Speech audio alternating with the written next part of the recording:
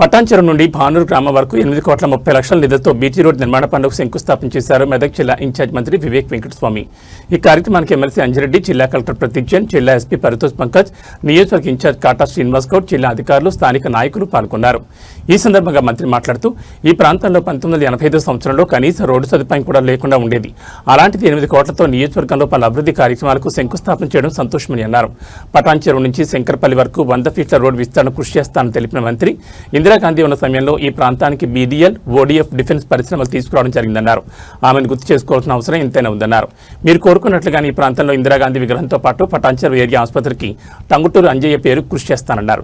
ఇందిరమ్మ ఇండ్ల కోసం జూన్ 2వ తేదీ నుంచి 2వ విడతగా ఇవ్వనున్నట్టు తెలిపిన మంత్రి, ఒక్కో నియోజకవర్గానికి 2,500 మంది వరకు ఇందిరమ్మ ఇళ్లు ఇవ్వనున్నట్టు తెలిపిన మంత్రి, గత ప్రభుత్వంలో ఒక రేషన్ కార్డు ఇవ్వలేదని అర్హులైన అందరికీ రేషన్ కార్డులు ఇస్తున్నామని తెలిపారు. పేదలను దృష్టిలో పెట్టుకుని మొన్న జరిగిన అసెంబ్లీలో సంక్షేమ పథకాల కోసం బడ్జెట్ కూడా పెంచిందని గుర్తు చేసిన మంత్రి, ఈ ప్రాంతంలో చాలా ఫ్యాక్టరీలు ఉన్నాయి. దీనికి సంబంధించిన నిధులు ఈ ప్రాంతానికి చెల్లిస్తే అభివృద్ధి ముందంజలో ఉండే అవకాశం ఉందన్నారు. జూన్ 2 నుంచి ఒక్కొక్క నియోజకవర్గంలో 2,500 మందికి ఇందిరమ్మ ఇళ్లు ఇవ్వనున్నారంటూ తెలిపారు. రానివాడు బాధపడాల్సిన అవసరం లేదన్నారు. ఇది మరో అవకాశం. ఈ అర్హులైన అందరికీ రేషన్ కార్డు ఇవ్వనున్నది ప్రభుత్వం చెప్పారు. మొన్నటి బడ్జెట్లో 2 లక్షల కోట్ల బడ్జెట్ వరకు పేదల దృష్టిలో పెట్టుకుని ప్రభుత్వం ప్రకటించిందని అన్నారు.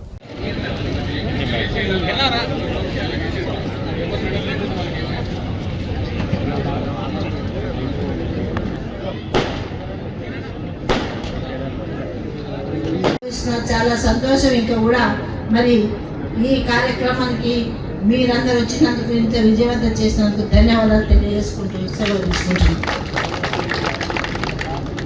మంత్రి గారి సందేశం ఉంటుంది.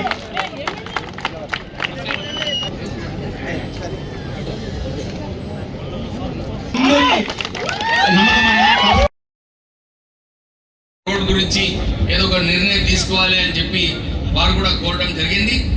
వచ్చేటప్పుడు శ్రీనివాస్ సర్పంచ్ కూడా ఇదే చెప్పినట్టు, తర్వాత మన శాంతయ్య గారు కూడా అదే, సార్ ఇక్కడ చాలా మంది చనిపోతున్నారు అని ఫోటోగ్రాఫ్ కూడా చూపించడం జరిగింది. కలెక్టర్ గారు ఏమంటున్నారంటే, ఆల్రెడీ ఈ రోడ్ హ్యామ్లో ఉంది, కానీ మీకు దీనికి ఎక్స్టెన్షన్ చేసేది ఉంది, వైడనింగ్ చేసేది ఉంది. నేను సెక్రటరీ R&B వారితో కూడా, స్పెషల్ చీఫ్ సెక్రటరీతో మాట్లాడాను. డెఫినెట్లీ దీంట్లో చొరవ తీసుకుంటామని చెప్పి వారు మాట ఇచ్చినారు.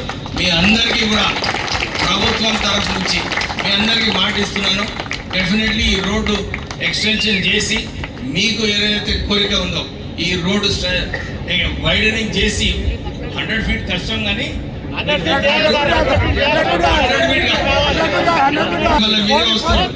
మీ కోరిక మేరకు 100 ఫీట్ రోడ్ ప్రపోజ్ చేసుకుందాము. మీరందరూ కూడా ఏదైతే రాష్ట్రం పథకాలు అన్నీ కూడా సరిగా అమలు చేస్తుందో, మీరు కూడా ప్రజల దగ్గరికి వెళ్ళి మీ అన్ని కార్యక్రమము ప్రభుత్వం చేస్తుందని చెప్పి ప్రజలకు అవగాహన కల్పించాలని చెప్పి మీ అందరితో కోరుతూ మళ్ళొకసారి వారు చొరవ తీసుకున్నారు. అసలు మా ఫ్యాక్టరీ కూడా అసలు నల్గొండలో ఉండే, కానీ ఇందిరాగాంధీ గారు ఎంపీగా ఉన్నారని చెప్పి ఇక్కడ ట్రాన్స్ఫర్ చేసుకొని, అప్పుడు ఆ రోజులలో తివారీ గారు యూనియన్ మినిస్టర్ ఉన్నారు, వారి ఆదేశాల ప్రకారంగా మా ఫ్యాక్టరీ కూడా ఇందిరాగాంధీ గారి కాన్స్టిట్యున్సీలో పెట్టడం జరిగింది. సో మంచి స్టాచ్యూ పెడదాం అందరం కలిసి ఇందిరాగాంధీ స్టాచ్యూ. సో ఆ రోజులలో గరీబీ హటావో అని చెప్పి పేద ప్రజలకు అసైన్మెంట్ భూములు, ఇందిరమ్మ ఇల్లులు ఇవ్వడం జరిగింది.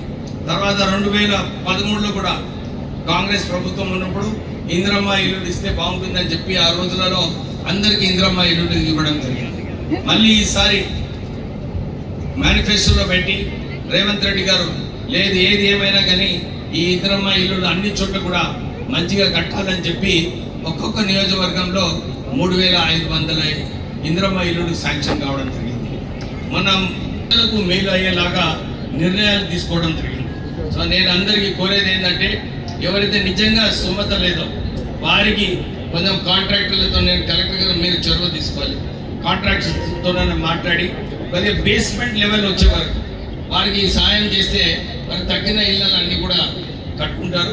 కొద్దిగా దాంట్లో అవుట్ ఆఫ్ ద వే పోయి కొద్దిగా చొరవ తీసుకుంటే ఈ ఇందిరమ్మ ఇళ్ళన్నీ కూడా పూర్తిగా కావచ్చు. చాలా చోట్ల కూడా, ఎందుకంటే నేను మొన్న సిద్దిపేటలో పోయి కొన్ని ఇందిరమ్మ ఇల్లులు అక్కడ గృహప్రవేశం చేయడం జరిగింది. మా కాన్స్టిట్యూన్సీలో కూడా చేసుకున్నప్పుడు చాలా చక్కగా కట్టుకుంటున్నారు. రాజకీయాలలో ఎప్పుడు కూడా కలిసి వాళ్ళు ట్రేడ్ యూనియన్ యాక్టివిటీస్ చేసేవారు.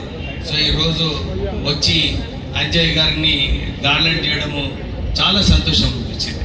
పోయిన మే 1 రోజు కూడా సంజీవ్ రెడ్డి గారితో కలిసినప్పుడు మా నాన్నగారు, ఎందుకంటే వాళ్ళందరూ కలిసి ట్రేడ్ యూనియన్ కార్మికుల గురించి కొట్లాడారు. ఇప్పుడు బీడీఎల్ నుంచి కూడా మా సోదరులందరూ కూడా మాకు హౌసింగ్ సొసైటీకి ల్యాండ్ కావాలని చెప్పి కోరినప్పుడు నాకు అనిపించింది దీన్ని ఈ డిమాండ్ ఏదైతే చేస్తున్నారో అది చేపించాలి ఎట్లనన్నా. కానీ అదే చెప్పాను కలెక్టర్ గారికి, చూడండి ఏం రూల్ ఉంటుందో, ఏపీఐసి టీజీఐసి ఇవ్వచ్చా లేకుంటే బీడీఎల్ వాళ్ళు ఇవ్వచ్చా. ఎందుకంటే అంజిరెడ్డి గారు చెప్పాను, ఈ సెంట్రల్ మట్టుకి లోకల్ వాళ్ళ భూములు చాలా ఎక్కువ తీసుకుంటారు. ఎప్పుడు రాష్ట్ర ప్రభుత్వం నుంచి 100 ఎకరాలు అవసరం ఉంటే 200 ఎకరాలు తీసుకుంటారు. సో మీరు దాంట్లో నుంచి కొంచెం హౌసింగ్కి కూడా కేటాయిస్తే బాగుంటుంది. ఇంకొక విజ్ఞప్తి మీకు, ఎందుకంటే ఈ కార్పొరేట్ సోషల్ రెస్పాన్సిబిలిటీ ఏదైతే ఉన్నదో ఈ సెంట్రల్ గవర్నమెంట్ అండర్టేకింగ్స్ అన్నీ కూడా ఇక్కడ ఇప్పుడే ఈ రోడ్ ఏదైతే విశాఖ రోడ్ నుంచి శంకర్పల్లి పోతుందో, నేను 1985లో ఈ పటంచెరులో యలమల గ్రామంలో అక్కడ విశాఖ ఫ్యాక్టరీ పెట్టినప్పుడు రోడ్డు లేకుండే. అయితే పటంచెరు నుంచి అక్కడ వరకు ఆ రోజులలో R&Bతో చర్చించి ఆ రోడ్డు వేయించడం జరిగింది. నాకు ఈరోజు 8.5 కోట్లతోనే ఇంకా శంకర్పల్లికి పోతుందంటే చాలా సంతోషంగా ఉంది. ఎందుకంటే ఆ రోజులలో లేకుండే శంకర్పల్లికి లింక్ అక్కడ నుంచి మళ్ళీ నాగులపల్లి నుంచి అన్నా లేకుంటే మళ్ళీ పటంచెరు వచ్చి శంకర్పల్లి పోతుంటే. సో 8.5 కోట్లతోనే ఈ పనులు ప్రారంభం ఇచ్చినారు. ఇప్పుడే మా చైర్పర్సన్ గారు చెప్పినట్టు రేవంత్ రెడ్డి గారి ప్రభుత్వము, కాంగ్రెస్ పార్టీ ఏదైతే ప్రజాపాలన అని చెప్పి అన్ని ప్రజలకు మేలు అయ్యే కార్యక్రమాలు ఏదైతే తీసుకున్నారో 200 యూనిట్లైనా కానీ ఇప్పుడే ఇందిరమ్మ హౌసింగ్